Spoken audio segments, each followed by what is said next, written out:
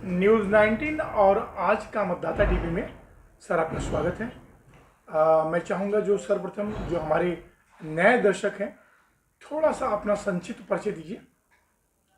मेरा नाम राजकुमार अग्रवाल है। मैं लोहिया नगर में गाजियाबाद में रहता हूँ, बी ब्लॉक में। और आप लोहा विक्रेता मंडल के उपाध्यक्ष भी हैं। महामंत्री। हाँ, लोहा विक्रेता मंडल के महामंत्री हैं। हाँ, गाजियाबाद लोहा विक्रेता मंडल रजिस्टर्ड का महामंत्री पद से भी कार्यरत हूँ। सर, 2-3 सवाल है कि वर्तमान समय में मोदी जी और योगी जी जो है समाज को, देश को बहुत अच्छा दिशा दे रहे हैं। तो मैं चाहूँगा एक अच्छे नागरिक के रूप में मोदी जी की जो योजनाएं हैं वो जनता के लिए कितनी हितकारी हैं, थोड़ा सा उसके बारे में आप बोलें, फिर हम स्थानीय विषय पे आएंगे। सर देखिए, मोदी जी के बारे में कुछ भी कहना अपना में हम लोगों के बस के नहीं है कि हम मोदी जी के बारे में कोई शब्द इस्तेमाल कर सकें, क्योंकि उनकी सोच, जहां हम लोगों की सोच ख़त्म होती है उनकी सोच स्टार्ट होती है। और वो लोग जनरल सोच से इतने ऊंचे उठ चुके हैं कि उनके मामले में कोई भी राय बनानी, ये मैं समझता हूँ बिना मतलब की बातें हैं। उनके बारे में कोई राय बन ही नहीं सकती। वो लोग अपना में इतने सुपर हो चुके हैं कि उस सुपर की कोई मिसाल ही नहीं है।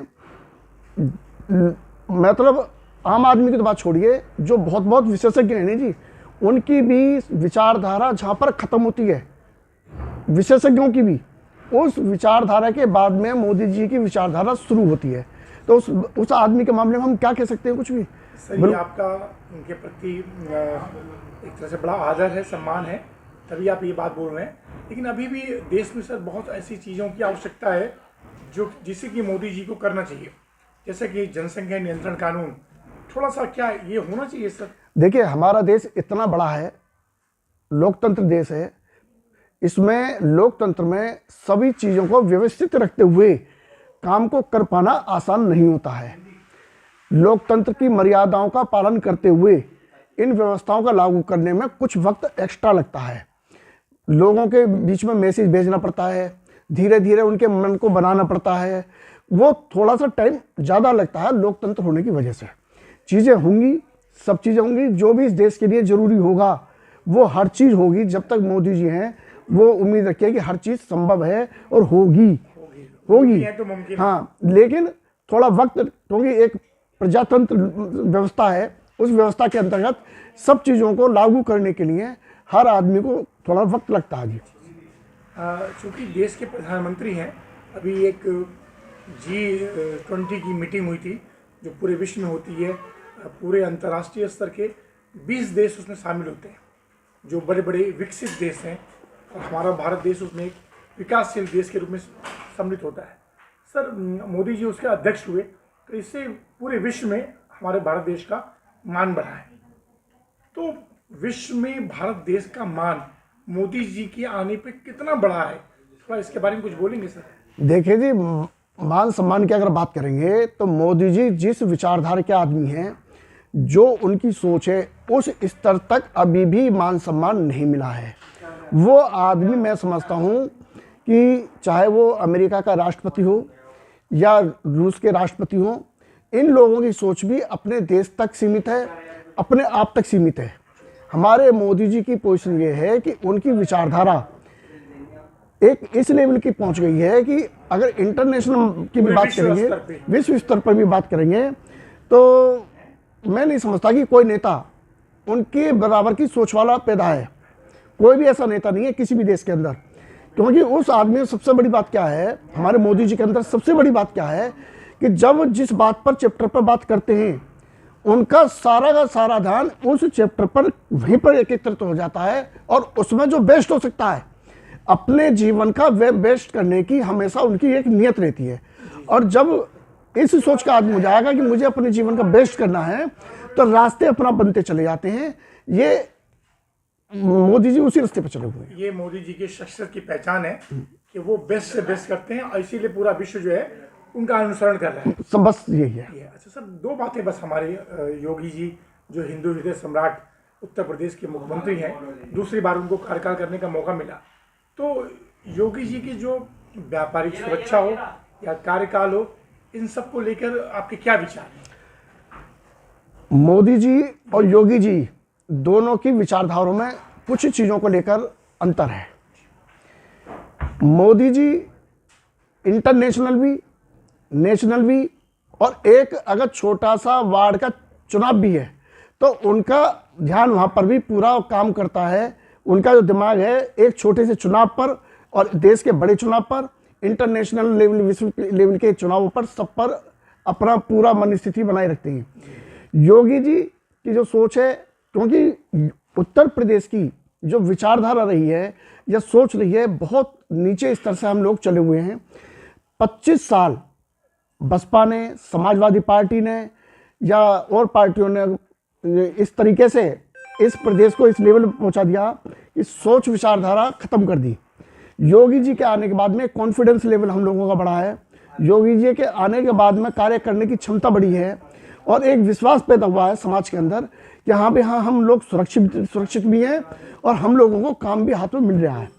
धीरे धीरे हमारा प्रदेश हर तरीके से तरक्की कर रहा है और उसमें सिर्फ और सिर्फ योगी जी का ही एक महत्वपूर्ण रोल है। बहुत बड़ा नेतृत्व योगी जी का है। हाँ जी, हाँ जी, हाँ जी। जैसे कि अभी आप देख रहे होंगे, जेवर एक एयरपोर्ट बना और वहाँ पे बहुत सारी व्यावसायिक गतिविधियों का एक तरह से एस्टेब्लिशमेंट हो रहा है।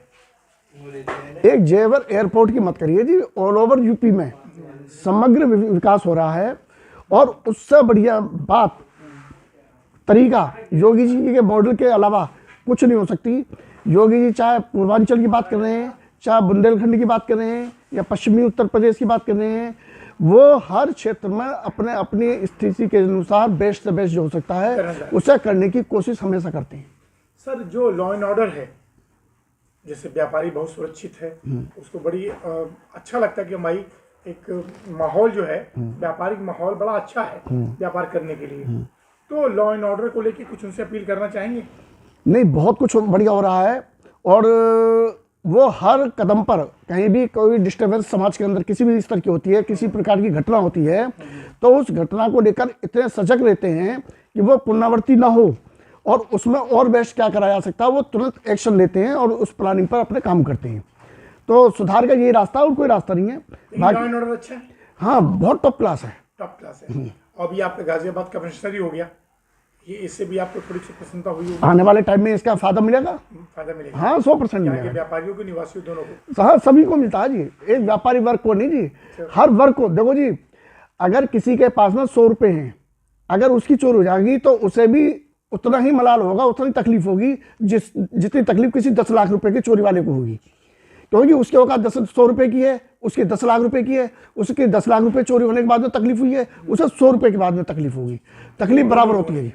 तो दोनों का ही ख्याल रखना और दोनों की व्यवस्था को कंट्रोल करना ये आसान नहीं होता है और उसको योगी जी बाखूबी निभाने की कोशिश कर रहे हैं। जो यहाँ का लॉ एंड ऑर्डर है, हाँ, योगी जी के नेतृत्व में अच्छा काम कर, बहुत बढ़िया काम हो रहा है। और कमिश्नरी से पूरे गाजियाबाद को लाभ मिलेगा? मिलेगा जी, मिलेगा। सर, जो सूत्रों से जानकारी मिली है कि जो आपका लोहिया नगर का जो नगर निगम का जो वार्ड है, मैं चाहूंगा उस वार्ड का नाम भी है आपने, और भाजपा प्रत्याशी के रूप में काफी देखिए, मैं बताता हूँ, नाम आपका चर्चित है। मैं बताता हूँ, उसके बारे में बताइए। मैं कोशिश कर रहा हूँ, असल में मेरी एक विचारधारा है और सिर्फ अपनी विचारधारा को एक जब तक कोई प्लेटफॉर्म नहीं मिलेगा, जब तक कोई विचारधारा का कोई अर्थ नहीं होता है जी। बिना प्लेटफॉर्म के कोई भी आदमी अपनी कार्य क्षमता को दिखा नहीं सकता।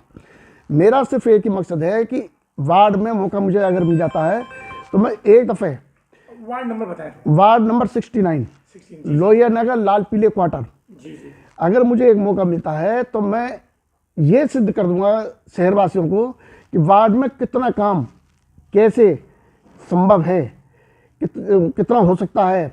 आज हमारे पार्कों की दयनीय स्थिति है।